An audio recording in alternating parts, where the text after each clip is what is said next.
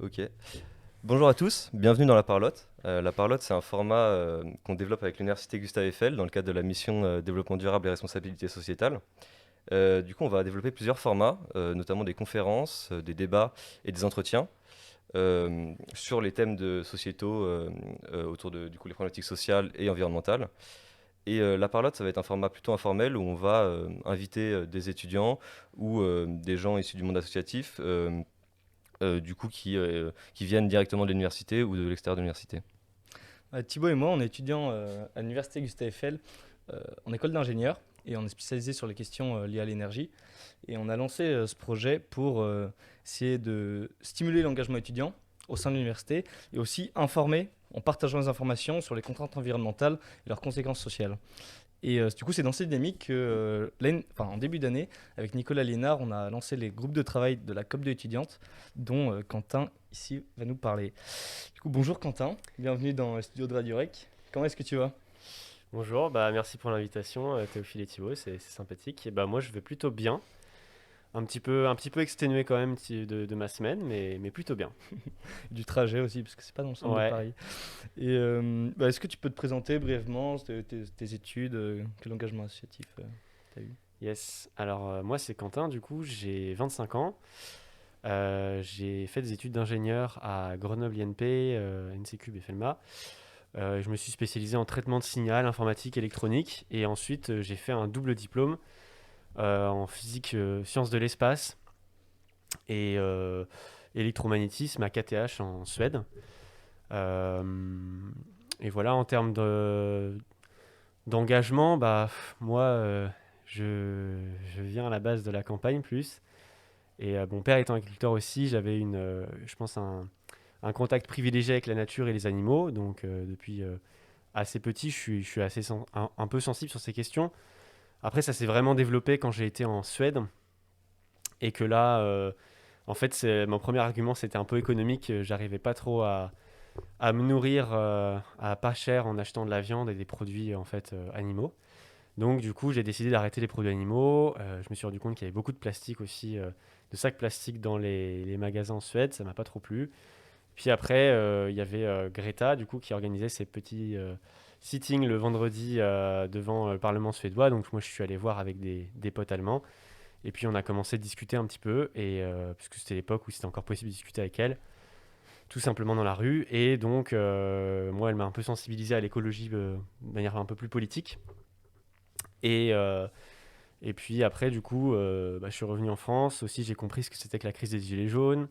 J'ai compris un peu les liens entre les crises sociales et les crises environnementales.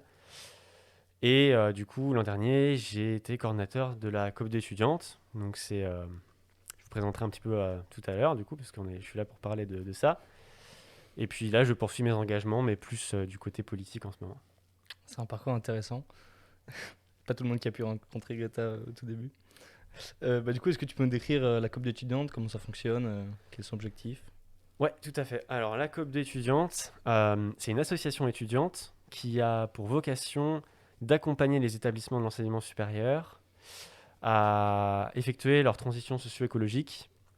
Donc, d'un point de vue des formations, d'un point de vue des déplacements sur le campus, de la formation, que ce soit des étudiants, mais aussi des enseignants, du personnel d'établissement, transformer aussi la recherche, donc au moins pour les établissements qui sont tutelles de laboratoires de recherche. Et puis voilà, commencer à parler des bilans carbone, des bilans d'émissions de gaz à effet de serre. Donc voilà, c'est l'objectif de l'association. Et elle a été fondée, du coup. Peut-être je vous laisse poser les questions d'après. Non, vas-y, vas-y. Parle. Ok, très bien. Alors elle a été fondée, du coup, il y a. Je sais plus en termes d'années, mais quand il y a eu la COP 1 étudiante, alors je sais plus les dates exactement, mais c'était en octobre d'il y a 2 ou 3 ans. À Paris. Et donc, suite à ça, il y avait donc 3 personnes, Rémi, Laura, Lucie et Gabriel, qui étaient au bureau de la COP 2 avant l'édition où moi je me suis impliqué, beaucoup, qui étaient et qui ont participé à des ateliers là-bas. C'était un événement de rassemblement des jeunes, en fait, pour discuter ensemble de comment on va faire pour transformer nos formations par rapport aux enjeux climatiques et écologiques. suite à ça, suite à cet atelier, ils se sont dit, bah tiens, on va faire une COP 2 étudiante. Alors le jeu de mots à la base, copain étudiante, c'est parce que c'était les copains. Et en vrai, c'est cool comme jeu de mots. Mais du coup, il y avait, on va dire, un peu... Ils ont constaté qu'il n'y avait pas vraiment de lien avec directement les personnes qui étaient impliquées dans les établissements d'enseignement supérieur ou dans les écoles, à savoir les personnels d'établissement et les professeurs, les enseignants, les chercheurs. Et donc, du coup, l'idée a été créée de créer une COP de étudiantes où là, on va faire ce travail-là, justement, de groupe de travail, donc un peu à la manière d'une COP, en fait. Et d'où le nom, et c'était un peu provocateur, en fait, c'était un peu fait exprès, puisque en réalité, nous, ce qu'on veut démontrer, c'est qu'on va y arriver, et qu'on ne va pas rester comme les COP internationales sur le climat. Il y a la COP 26 dans peu de temps, là. Voilà, c'est très bien pour les gens pour qui se réunissent, mais au final, derrière, on sait très bien qu'il n'y a rien de concret qui sort. La courbe de Killing, hein, c'est toujours la même depuis des années, ça n'a pas changé. Hashtag Jean Covici. Donc, je veux dire, voilà, c'est un constat. Donc, la COP 2 étudiante a été créée, et en fait, première année, malheureusement, c'était la pandémie, donc pas de chance, on a dû annuler une semaine en avance, en avance de l'événement. Très gros événement de prévu, il y avait plus de 5000 étudiants attendus sur le campus de Grenoble. Et malheureusement, ça n'a pas pu avoir lieu. Donc, grosse déception du côté de l'équipe, du côté de tous les bénévoles. Donc, il y a eu un gros coup de mou. Et je suis arrivé avec mes gros sabots en me disant non, c'est pas possible, là, il faut reprendre le truc. Moi, à l'époque, je m'occupais plus de la partie festival, musique, la partie festive de la COP. Et je me suis dit, allez, c'est parti.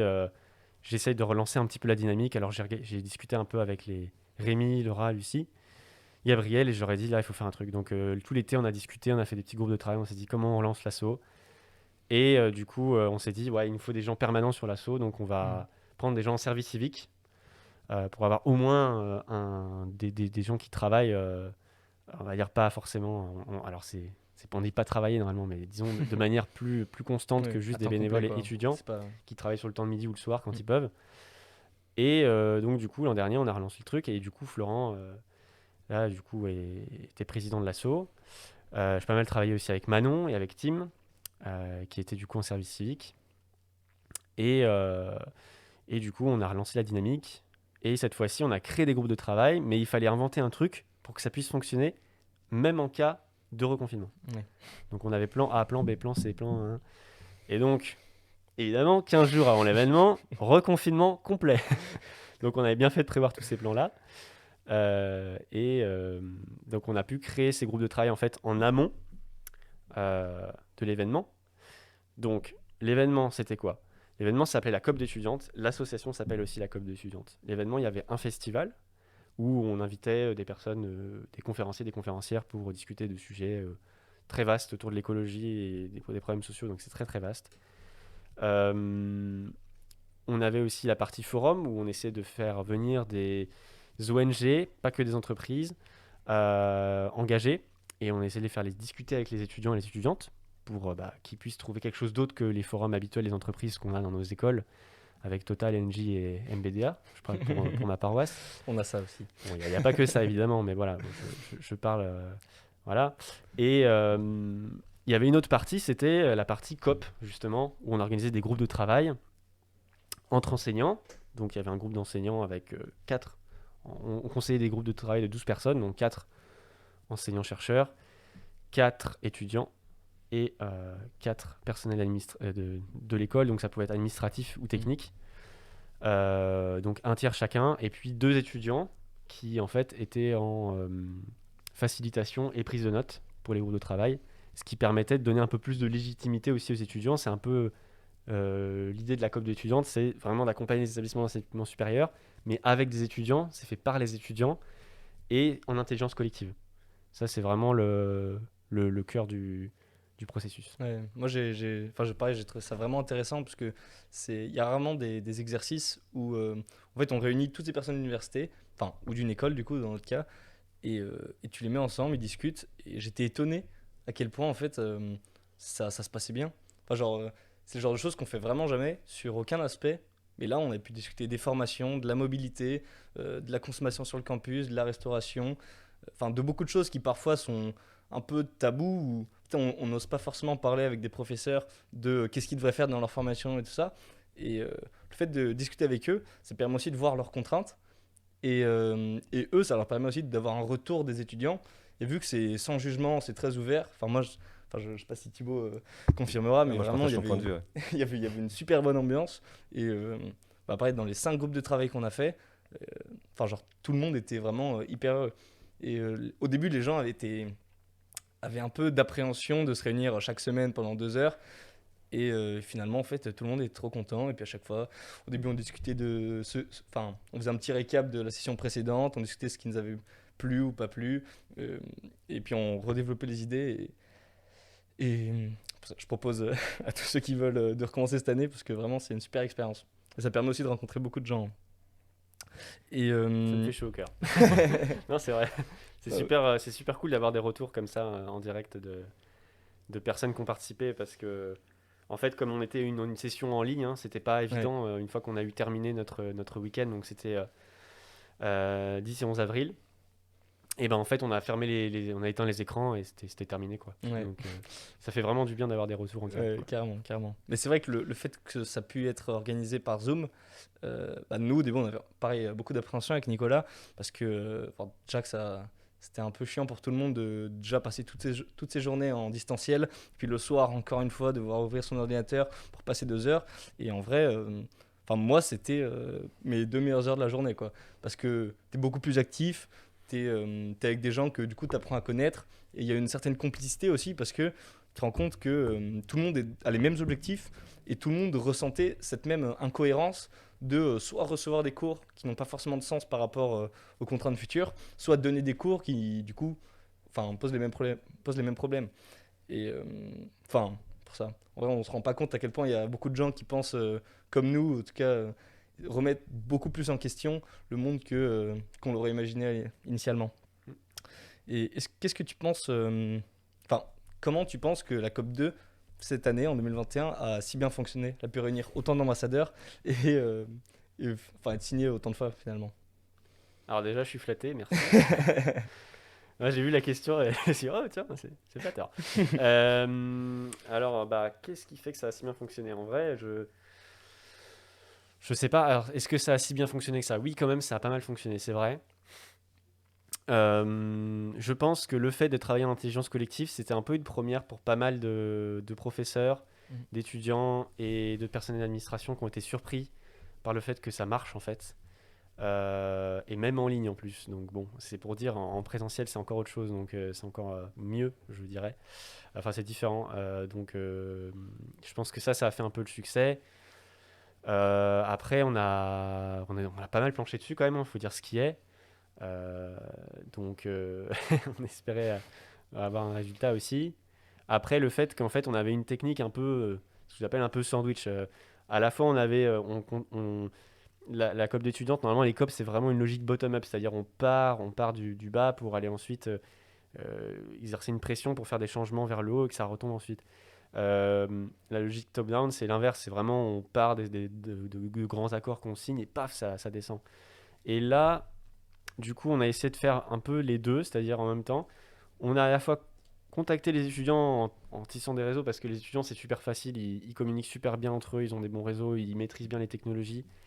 Et puis derrière, on a aussi contacté donc notamment la CGE, la Conférence des grandes écoles, et la CPU, la Conférence des présidents d'université, qui sont 2 associations, une plutôt pour les présidences d'université et l'autre pour les directions des grandes écoles.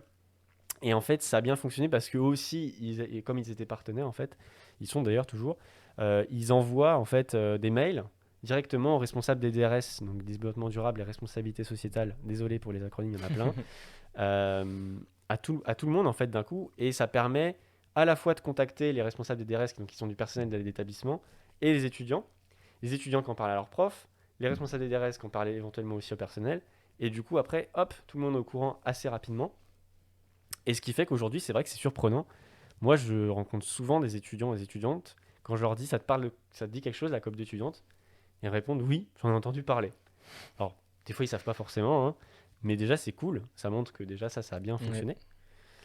Et après, ouais, je pense que c'est les principales raisons. Mm. Voilà. Non, c'est vrai que, maintenant que tu le dis, je savais pas que vous aviez contacté la conférence des grandes écoles pour qu'ils en parlent aux référents des DRS, etc. Et du Mm. coup, moi, quand j'ai voulu m'investir, du coup, en tant qu'étudiant, justement, j'avais entendu parler par les réseaux étudiants, par ingénieur engagé, je crois d'ailleurs. Enfin bref. Et du coup, j'en ai discuté avec la responsable des DRS de l'université. Et en fait, oui, elle était déjà au courant. Pareil, il y avait un autre étudiant, qui du coup, Nicolas, qui du coup l'avait contacté. Et en fait, c'est comme ça qu'on est devenu ambassadeur. On se connaissait pas du tout. Et on est devenus amis comme ça. Et finalement, ça s'est hyper bien passé. Et, euh, et pareil, du coup, elle a pu contacter des gens qui étaient plus dans l'administration. Nous, on a pu contacter du coup plus les réseaux d'élèves. Et en fait, les 5 groupes de travail se sont formés. Au début, j'y croyais pas parce que je connaissais quasiment personne dans ces groupes de travail. Et Mm. du coup, on avait 5 fois 12 personnes, enfin quasiment parce que c'était pas tous au complet, qui étaient là et qui travaillaient ensemble chaque semaine. Mais c'est vrai que je suis, je suis même étonné à quel point c'était efficace comme. Après, il faut dire aussi qu'il y avait un travail de préparation en amont parce qu'en fait, la première édition à la base de la COP d'étudiante, ils voulaient faire des groupes de travail, mais du coup, comme c'était un peu en cours de réflexion, tout était un peu en même temps, ils se sont retrouvés à devoir faire des groupes de travail le jour de la COP. Donc, ils avaient déjà fait Ouais. un travail préparatoire énorme où ils avaient contacté beaucoup d'associations, ils avaient contacté beaucoup d'étudiants et on avait déjà une bonne base en fait sur laquelle partir. Donc, nous, entre guillemets, le travail était un peu pré-mâché Ok, quand on a ouais. repris. Et ce qui fait que c'est vrai que ça allait aussi beaucoup plus vite grâce à ça. Parce qu'on avait déjà des réseaux d'étudiants, Mm. on savait déjà qui contacter. Donc voilà. Et après, ensuite, de fil en aiguille, on arrive Mm. à monter petit à petit, à remonter partout. Ouais. D'ailleurs, j'en profite pour remercier Maloé parce qu'elle a fait beaucoup de travail sur tout ce qui est contact d'association l'an dernier. Et franchement, c'était top quoi. Voilà. Merci beaucoup. Tu veux continuer, Thibaut? Ouais, bah du coup, carrément. Moi, je vais plus te poser des questions sur un peu les perspectives et les résultats qu'il y a eu sur la COP2. Et ma première question, ça va être est-ce que vous avez cherché à contacter le ministère de l'Éducation nationale et, euh, et du coup, sur quoi ça a débouché si vous l'avez fait? Alors, on a contacté le ministère de l'Enseignement supérieur de la Recherche et de l'Innovation. C'est très long à dire. Et il ne faut pas l'oublier, le innovation. Hein. Attention. Et donc, oui, alors, ouais, donc, parce que l'éducation nationale, c'est pour les lycées enfin, c'est avant le bac, quoi. Alors, oui, on les a eu en contact au bout d'un moment, parce qu'en fait, il y a un groupe de travail qui est présidé en fait par Jean Jouzel, qui est un paléoclimatologue Mhm. assez réputé, vous pourrez aller voir. Et donc, il a été mandaté par la ministre de l'Enseignement supérieur, donc Frédérique Vidal, pour travailler spécifiquement sur le sujet comment enseigner la transition. Donc, il y a un groupe de travail qui est encore en cours de travail d'ailleurs en ce moment au ministère, et qui a produit un premier rapport sur justement quels sont les moyens, enfin quelles sont les voies et moyens de la transition. Donc avec une série de conseils un peu généraux, le rapport est sorti en février 2021, ouais c'est ça, officiellement. Et donc ça tombait bien parce que c'était juste avant la COP d'étudiantes et donc du coup on a pu montrer que dans notre accord de Grenoble, en fait, qu'on a signé les 10 et 11 avril 2021, que en fait il y avait des parties qui se recoupaient énormément avec les recommandations ministérielles. Et là aussi on a gagné de la confiance avec les établissements. On a aussi tenté de demander donc voilà, des relations plus partenaires, quoi. Plus officiel. Donc ce qu'ils appellent un haut patronage, voilà, dans le jargon. Voilà, pour l'instant, la demande est toujours en cours, mais c'est plutôt parce que de notre côté, en fait, on n'a pas tellement relancé parce qu'on avait plein d'autres choses à gérer aussi. Mais potentiellement, ça pourrait se faire.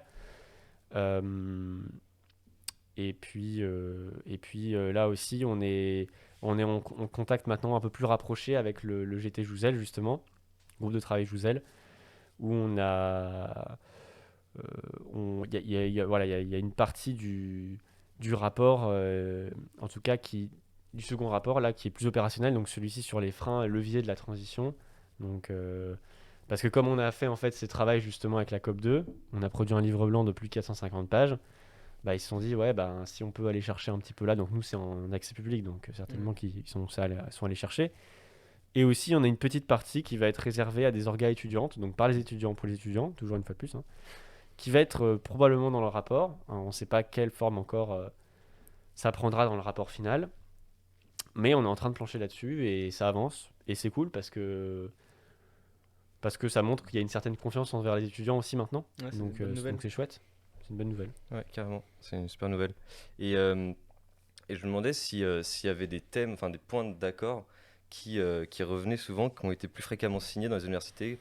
Enfin, du coup, tu parlais de levier. Est-ce qu'il y a certains points qui semblent être des leviers efficaces pour essayer de provoquer le changement dans l'enseignement supérieur? Alors, effectivement, dans l'accord de Grenoble, en fait, il y a des engagements qui sont tous les mêmes pour toutes les écoles, universités qui signent. Et en plus, donc, en fait, qui sont un peu des objectifs. Et en plus de ça, donc, il y a aussi l'objectif de pérenniser un groupe de travail tripartite, donc étudiants, personnel d'administration technique et enseignants-chercheurs. Et en plus de ça, il y a une petite liste effectivement de mesures à la fin de l'accord. Je pense que c'est à ça que tu fais référence. Il y en a un bon paquet de mesures, une bonne centaine je crois, même un peu plus. Et dans le livre blanc, elles sont justement déclinées de manière opérationnelle comme on le fait. Et ça émane justement tout ça, le livre blanc, c'est vraiment la synthèse des groupes de travail. Actuellement, on n'a pas mené de statistiques sur quels sont les points les plus signés par les universités. Et ce qui nous importe vraiment, en fait, c'est dans l'accompagnement, c'est d'aller voir quelles mesures sont mises vraiment en place.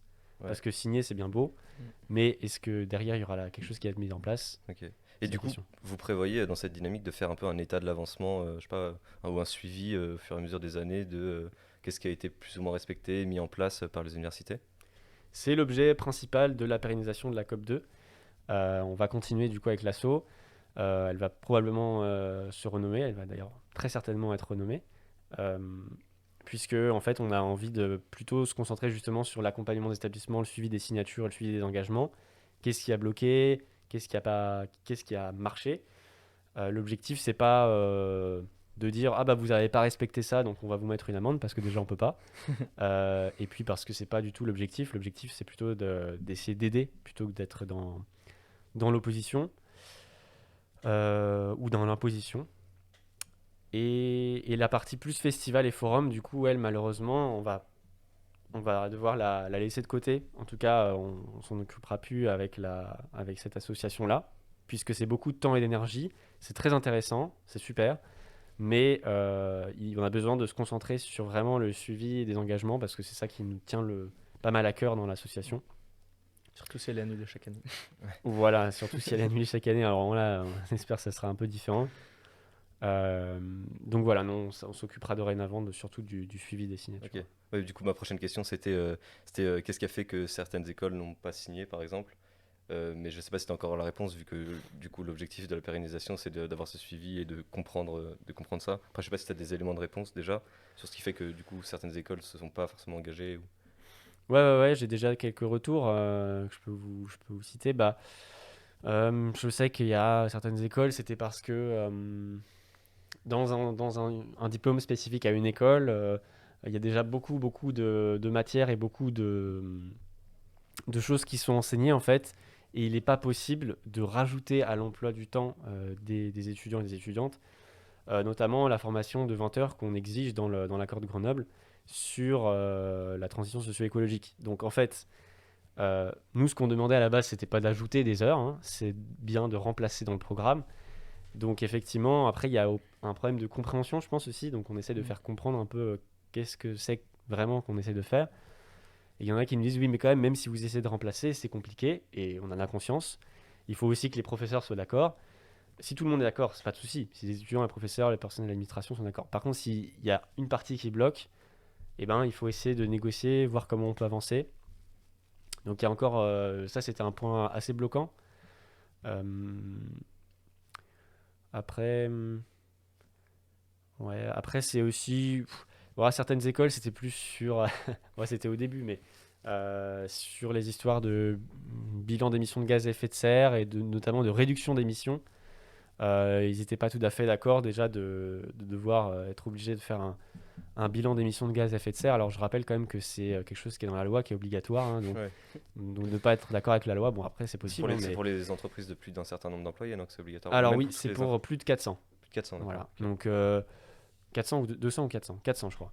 Ok. Mais alors dans les petites écoles, effectivement, du coup, c'est pas forcément le cas, mais on va pas se mentir parce que 400, ça compte tout le monde, hein.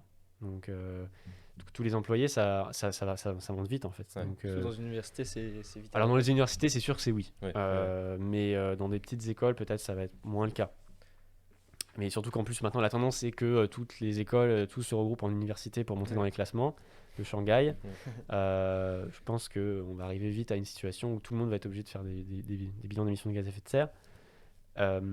Et après sur les objectifs de réduction d'émissions, on a essayé de corréler ça aussi avec la stratégie nationale bas carbone. On n'a pas fait l'accord de Grenoble au hasard quand même. On a contacté aussi plusieurs associations ou organismes pour vérifier que ce qu'on disait c'était pas des bêtises. Donc on a contacté notamment le Shit Project. On a contacté Jean Covici en personne d'ailleurs, même des moments pour lui demander des avis. On a contacté le HCRS, donc Haut Comité d'évaluation pour la recherche et l'enseignement supérieur. On a contacté la CPU, la CGE, et puis Campus Responsable aussi, qui fait un travail formidable sur comment on rend le campus plus vert, quoi.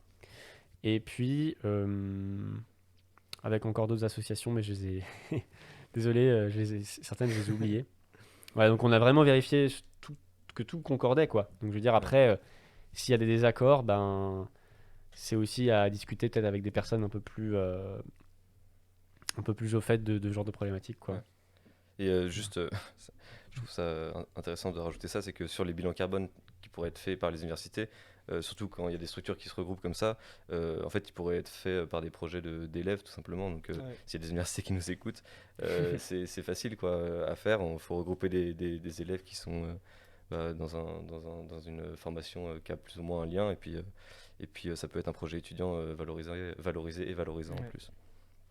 Alors carrément, hein. Ouais. Et même j'ajouterais que ça peut être un projet étudiant, ça peut être fait dans le cadre d'un stage aussi. Ça peut être carrément l'école qui décide aussi de mettre carrément un salarié qui va s'occuper de ça et pas juste le chargé des DRS qui se retrouve à bout de bras avec gérer la pandémie, plus gérer. Bien sûr. Moi j'ai vu ça, gérer la pandémie, plus gérer le côté transition, donc c'était compliqué.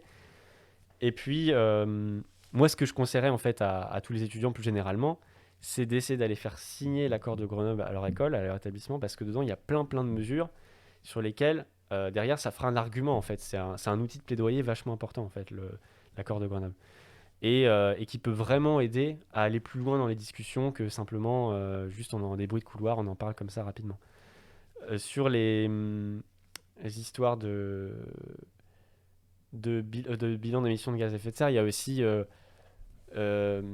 c'est bien d'avoir c'est écrit dans l'accord en fait qu'ils doivent le calculer, les réduire parce que en fait ils vont se rendre compte tout simplement que les postes d'émissions importants, et dans l'accord de Grenoble si vous le lisez bien en fait, je sais pas si c'est un peu technique là, mais en gros il y a 3 scopes dans les émissions directes, indirectes, et puis ensuite il y a les autres, donc scope 1, scope 2, scope 3. Et souvent les autres, le scope 3 en fait ça représente en moyenne 70% du total des émissions, et en fait il n'est pas obligatoire dans la loi celui-ci, donc personne ne le calcule, mais c'est le plus important, voilà. Et donc du coup il contient notamment des émissions qui sont liées au déplacement domicile-travail, et ou même pour le travail, les chercheurs par exemple qui vont aller se déplacer en avion pour aller faire des conférences à droite à gauche, les étudiants aussi qui vont partir en année de césure. Alors je dis pas que c'est la faute des étudiants forcément, hein. Mais on les encourage à valider une compétence interculturelle. Moi c'était dans mon école d'ingénieur, c'était ça. Alors comment encourager l'interculturalité tout en se souciant de l'empreinte carbone des étudiants? Je veux dire, il y a un problème là aussi. Est-ce qu'on peut laisser un étudiant forcément faire sa césure à droite à gauche en avion? Alors peut-être que ça peut se faire sous forme de quota carbone, d'outils de sensibilisation en disant voilà, là vous avez un quota à 2 tonnes de CO2 par an parce que c'est dans l'accord de Paris, pour respecter la trajectoire d'1,5 degré. Donc sur vos 3 années d'études, vous avez 6 tonnes de CO2 équivalent. Et bah comment vous faites pour que votre césure elle rentre dans ce cadre-là? Et des fois ça va pas être possible. Alors dans ce cas-là, c'est pas possible. L'étudiant ou l'étudiante peut justifier en disant bah là, c'est vraiment important, c'est un voyage pour aller justement voir comment à Cuba ils font pour se débrouiller avec les low-tech, et comment nous on n'y arrive pas. Enfin voilà. Bon. Ouais. Surtout que les césures, en soi, déjà qu'en Europe, il y a quand même déjà beaucoup d'universités que l'on peut aller en train et puis faire 10 heures de trajet pour y rester 4 mois, ça peut valoir le coup. Ouais. Et sur ce point d'ailleurs, j'ai entendu parler du fait que je sais pas si c'est encore déjà en place ou pas encore, mais ça va être mis en place. C'est qu'Erasmus prévoit de mettre une bourse supplémentaire pour ceux qui se déplacent en train. Ah, Du coup, de toute façon, Erasmus, ça s'adresse que aux gens qui partent en Europe, Ouais. mais bon, c'est déjà ça, je pense. C'est une super bonne avancé chose. parce que moi, à l'époque où j'étais à Stockholm, j'étais dans le ISN, donc Erasmus Student Network. Et à ce moment-là, c'était le partenariat qui commençait avec Ryanair. Donc ça a pas mal évolué depuis, c'est Bon, cool. Ouais, c'est bien. Après, j'ai vraiment entendu parler de ça, je sais pas du Yes. tout ça en Non, c'est machin, chouette. mais c'est en Trop tout cas, bien. je pense que c'est une bonne initiative. Yes. Et, Super. et du coup, on a parlé tout à l'heure du coup des perspectives que vous allez continuer à essayer de voir si les points de COP sont mis en place, etc. Il y aura une COP 3 cette année ou pas? Dans la même dynamique. Est-ce que ce sera déjà une COP 3 comme la COP 2 ou est-ce que ce sera différent? Enfin, est-ce que tu peux nous en parler? Yes. Alors, on a été contacté par des étudiants des arts et métiers pour organiser une COP 3 l'an dernier, juste avant enfin pas très longtemps avant que nous on fasse la COP 2, et on n'a pas eu de nouvelles depuis, mais à la base c'était prévu en décembre 2022. Donc on ne sait pas trop. L'objectif, c'était pas quand même qu'on ait des COP 3, COP 4, COP 5 et de finir finalement entériné comme dans les COP internationales. L'objectif, c'était quand même, on se dit, là c'est la COP 2, mais après il n'y a plus de COP, quoi, parce qu'on a réussi, on a fait signer l'accord, les gens le respectent et c'est OK, quoi. Donc l'ambition là-bas, c'était pas qu'il y ait une COP 3. Ouais. Après, si c'est pour reprendre le nom, pour pouvoir organiser un festival et un forum qui est chouette, avec des intervenants divers et variés et tout, on peut parler de plein de sujets, c'est super, quoi. Ouais, carrément. Donc, Et, et au niveau de l'échelle, est-ce que ce serait pas pertinent, enfin je sais pas, d'essayer de joindre les différents mouvements étudiants, par exemple européens, et essayer d'avancer sur ces questions, je sais pas, faire une COP internationale ou du coup étudiante, ou je sais pas, faire d'autres projets comme ça. ouais, alors ça serait super de pouvoir, je sais pas comment dire, Étendre. Élargir les. étendre, pas trop. On va pas s'étendre forcément, mais en tout cas, ce serait super de pouvoir voir un projet du même type dans d'autres pays, et c'était un peu l'ambition au sortir de la COP 2 cette année, où on avait été invité euh,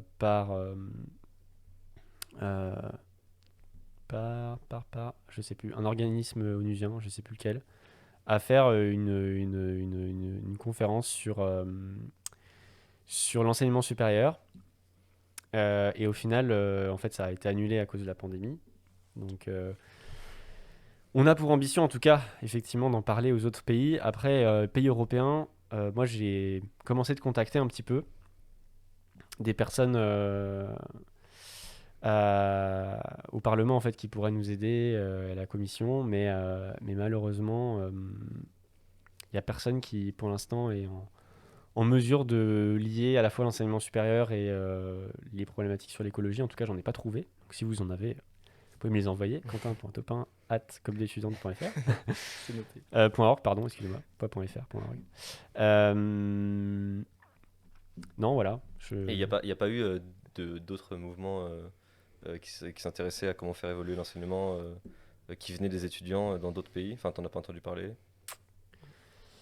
Alors, non, justement, moi, l'idée aussi d'aller à cette conférence sur l'enseignement supérieur qui était mondiale, ça aurait été justement de voir quelles sont les autres initiatives peut-être qu'on ne connaît pas. En tout cas, en regardant, en scannant comme ça sur Internet, on n'a pas trouvé pour l'instant d'initiatives Ok. similaires. Après aussi, c'est compliqué parce que le système français d'enseignement supérieur, il est très particulier. Déjà, on voit au ministère de l'Éducation nationale, justement, c'est pas du tout la même chose. Là, c'est très descendant, c'est-à-dire que c'est pas les universités, les écoles qui décident de leur programme, mais c'est bien le ministère. Donc il suffit un tout petit peu de changer les paramètres et ça change tout le truc et on peut plus faire la même chose. Ouais. Dans les autres pays, il n'y a pas d'école d'ingénieurs, ça n'existe pas, donc c'est des universités, donc c'est des plus gros établissements, ça bouge beaucoup moins vite, il y a plus d'inertie. C'est pas évident. C'est pas facilement transposable, quoi. Non, c'est pas super facilement transposable. Après, ce qui peut être transposable, c'est les groupes de travail, l'intelligence collective entre les groupes de travail. Ouais. Et ça, Et ça, franchement, c'est quelque chose que moi, je mets régulièrement en valeur.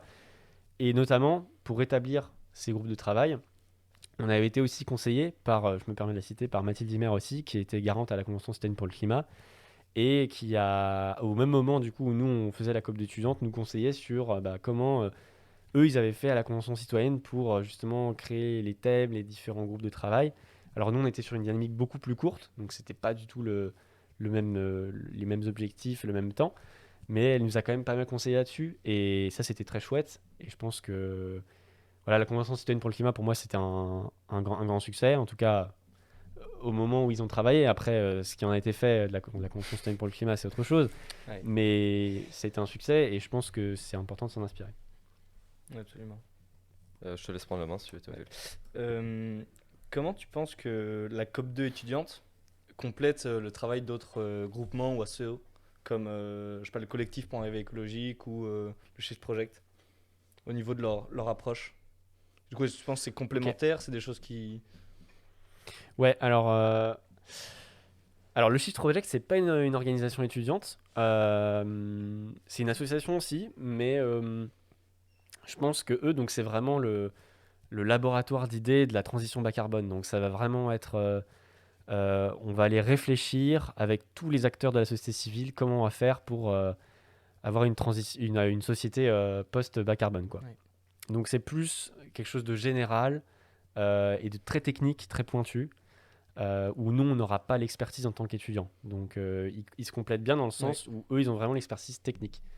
Après, pour un éveil écologique, c'est une organisation étudiante, une association, non, c'est une organisation étudiante, qui, elle, va plutôt aller interpeller et, on va dire, ouais, un peu interpeller à la fois du côté des établissements d'enseignement supérieur, des directions, mais aussi des entreprises, dire en fait, bah, les étudiants, ils vont pas aller bosser chez Total, ils vont pas aller bosser dans des grandes entreprises.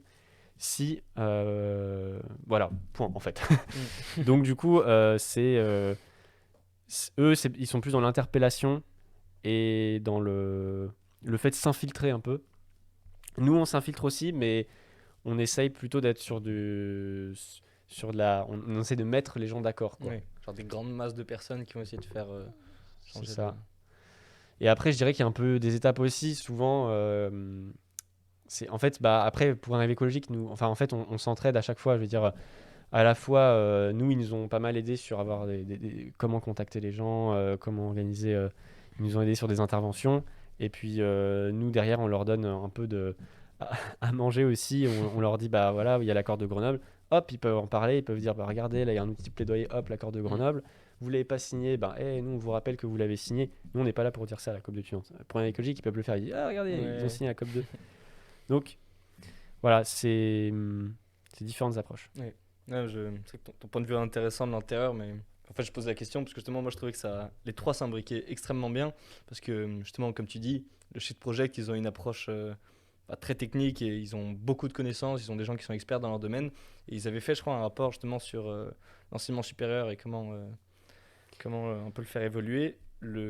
Pour le collectif pour un réveil écologique, pareil, tu en as parlé, du coup, ils ont sorti le grand baromètre Mm, mm. et Non, j'en ai pas parlé du ah non, rendement. Mais c'est vrai que on a parlé tout à c'est l'heure, très bien mentionné, ouais. mais Ouais. et tu vas en parler 2 minutes? Ouais, ouais, bah en fait, le grand baromètre, c'est dommage parce que c'était une super initiative, un peu infructueuse parce que en fait, c'était une enquête pour tenter de savoir quels sont les problèmes en fait structurels dans les établissements d'enseignement supérieur sur pourquoi on n'effectue pas de transition, qu'est-ce qui voilà. Et en fait, après, l'idée c'était de faire un groupe de travail. En fait, c'était un peu une COP 2 mais dissimulée. Et c'était un de leurs projets, et ils ont vu que ça prenait trop de temps et que c'était beaucoup de choses, beaucoup de travail. Donc, et ça a été un peu mis de côté par les établissements. Il y en a peu qui ont Ouais, répondu finalement. Donc un peu dommage. ouais. Mais c'était une très bonne idée. Ouais, non, parce que du coup, moi, j'étais pareil ambassadeur aussi pour un veille écologique. Et du coup, on avait pareil transmis ce questionnaire à notre école. Et ouais, c'était compliqué de recevoir une réponse. Et c'est vrai que l'intérêt de la COP d'étudiante, c'est que vu qu'on était directement avec des membres de l'administration, les référentes des DRS, etc., le contact était déjà fait, on se connaissait. Et je pense que s'ils relançaient le grand baromètre l'année prochaine, par exemple, du coup, à travers les ambassadeurs de la COP2 ou du coup, d'autres gens qui sont déjà peut-être plus intégrés dans ces problématiques au niveau associatif, je pense que ça pourrait bien mieux marcher, tu vois. Mm, mm. Et voilà, s'ils nous entendent, relancer ça cette année, je pense que ça peut être vraiment intéressant. En plus, ça permet aussi de faire une forme de suivi au final, de ce que les engagements de la COP2 ont donné, parce qu'il y a quand même beaucoup d'axes qui se recoupent. Je trouve ça intéressant. Et on va conclure globalement. Mais du coup, personnellement, qu'est-ce qui, selon toi, peut avoir un véritable impact dans les années à venir au niveau de l'engagement étudiant? C'est assez large, hein, mais... Oui, qui est au niveau de l'engagement étudiant. Ou plus largement. Ok. Bah, en tout cas, au niveau de l'engagement étudiant, l'accord de Grenoble. Faites signer l'accord de Grenoble. Vous verrez, après, enfin, c'est pas super facile, mais en tout cas, c'est vraiment un outil de plaidoyer important. Je le répète et je le répète. C'est vraiment, je pense, la base pour commencer d'agir vraiment Ouais. et d'avoir un impact réel sur votre établissement si vous êtes étudiant, étudiante et que vous voulez changer les choses. Après, euh, je saurais pas trop dire. Après, ça dépend de vous, de vos aspirations, de ce qui vous intéresse. Euh, Après, ça veut dire quoi, avoir de l'impact sur quoi aussi, tu vois. Est-ce que c'est l'impact sur l'enseignement? Est-ce que c'est l'engagement étudiant? Je pense qu'en tout cas, il doit être reconnu aujourd'hui. Et c'est pas pour rien aussi qu'il y a le groupe de travail Jean Jouzel. C'est aussi pour essayer de faire des recommandations aussi là-dessus. Euh, Aujourd'hui, l'engagement étudiant, il est reconnu quand on est président d'une association, des fois, ou d'un BDE par exemple. Mais donc, en fait, on peut retirer des crédits ou des choses comme ça. On peut, pardon, ajouter des crédits, du coup, C'est mieux. remplacer des crédits, quoi. Mais dans les associations autres, il n'est pas encore reconnu et je pense qu'il serait temps de le faire. J'ai un autre exemple à l'EPFL, par exemple, en Suisse. Alors là, on change de pays. Là. C'est pas si loin. C'est pas si loin. Et ben en Suisse, alors bon, après c'est parce qu'ils ont peut-être beaucoup d'argent aussi, j'en sais rien. Mais en tout cas, ils payent des étudiants, ils ont un point vélo. Il y a des étudiants qui sont payés pour aller réparer les vélos des autres étudiants. Bon, salaire suisse en plus, donc s'il vous plaît. Mais voilà, je veux dire, c'est super. Ça veut dire que du coup, là, on commence à vraiment intéresser les gens parce qu'en fait, au début, ils disent ouais, c'est un peu pour l'argent. Puis en fait, après, on se rend compte, ah, c'est cool. Et en fait, ça permet vraiment, vraiment de développer le vélo, de changer le mode de déplacement des étudiants. Et c'est une super idée. Ouais, carrément. Ah, je savais pas que Voilà. ça existait. Surtout que ça peut être intéressant aussi parce que si tu vois que n'importe qui peut globalement réparer ton vélo, tu te rends compte aussi que toi-même, assez facilement, tu peux le réparer toi-même. Mm. Et c'est vrai que c'est. À low-tech. Hein. Ouais, exactement. Et est-ce que tu as des projets personnels à venir dont tu aimerais nous parler? Oui, oui, oui. Alors après, d'un point de vue en dehors engagement étudiant, moi, ce que j'ai constaté en tout cas aussi, qui m'a fait pencher là-dessus, c'est moi, je m'intéresse plus à la politique maintenant. Alors que formation d'ingénieur, la seule formation en politique que j'ai eue, c'est peut-être ma journée civique et citoyenne, qui s'appelle je sais plus comment maintenant. Journée de Euh, défense et citoyenneté, je crois. ouais, je sais plus. Enfin voilà, ça dure Ouais. quelques heures C'est ou pour le bac, ça, quelques en plus. jours. Ouais, enfin c'est il y a longtemps quand j'étais au Ouais. lycée. Et puis un peu en histoire aussi, on a vu quelques systèmes quand même de représentation démocratique apparemment. Mais ouais, du coup au niveau de la politique, pourquoi? Parce que à la COP d'étudiante, on a tenté justement, on a eu ces discussions avec le ministère et on s'est rendu compte quand même que c'est toujours pas une priorité la transition écologique pour le ministère, même s'il y a des efforts qui sont faits, même s'il y a ce groupe de travail qui est en cours. Euh, la publication du premier rapport a été retardée de 6 mois. Ouais. Donc bon, il y a un moment où... Alors, je vais pas cristalliser le débat là-dessus, il y avait peut-être d'autres raisons. Il y en a qui disaient que c'était à cause de la loi pour la recherche. Bon, j'en sais rien. En tout cas, voilà, s'il y avait une réelle priorité accordée à la transition écologique, on l'aurait vu, quoi, on l'aurait vu le changement. Euh, et là, j'estime qu'il n'est pas assez fort. Et pour moi, ça, c'est un changement en fait de politique assez structurel, en fait beaucoup plus large que le ministère de l'Enseignement supérieur, de la Recherche et de l'Innovation. C'est plus généralement dans la politique aujourd'hui. Et je l'ai vu aussi avec la Convention citoyenne pour le climat. On le voit avec les mouvements sociaux qui commencent à éclater de toutes parts. Et j'estime que l'impact que peut avoir des décisions politiques, il est énorme là-dessus. Et 2022 sont les présidentielles, suivies des législatives. Et là, c'est vraiment le moment de s'y mettre. Donc moi, j'estime qu'aujourd'hui, s'il y a bien un engagement qui est super important, c'est l'engagement citoyen.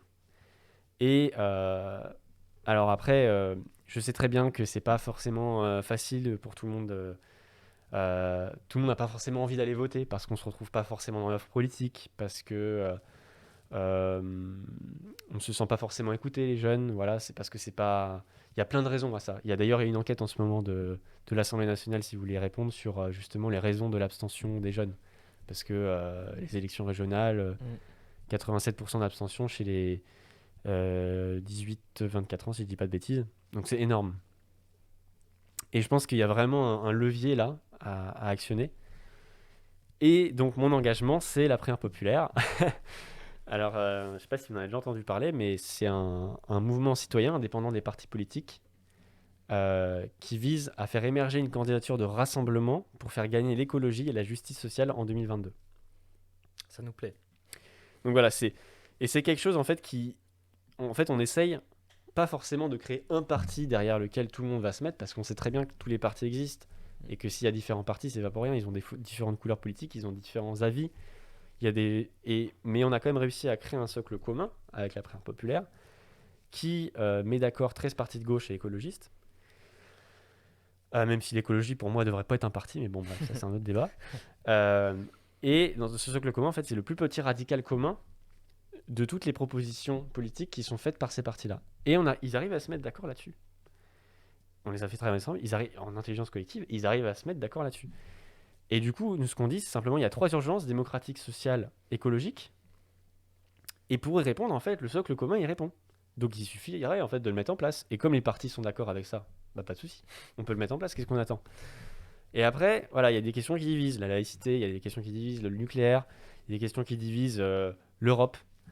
Et là-dessus, tous les partis de gauche et écologistes ne sont pas d'accord. Et selon nous, c'est des questions qu'on devra trancher, mais après. Alors avec le vote citoyen, avec le jugement majoritaire, qui est un autre mode de scrutin qui est plus démocratique que le scrutin uninominal qu'on connaît à 2 tours, où on met des mentions pour chaque candidature et on ne met pas juste un nom. Donc toutes ces choses-là font que quand même le processus est vraiment bien réfléchi. Il n'y a personne de l'équipe qui est encarté dans un parti politique, je pense que c'est à mentionner aussi, c'est-à-dire qu'on n'a pas de couleur, nous, politique.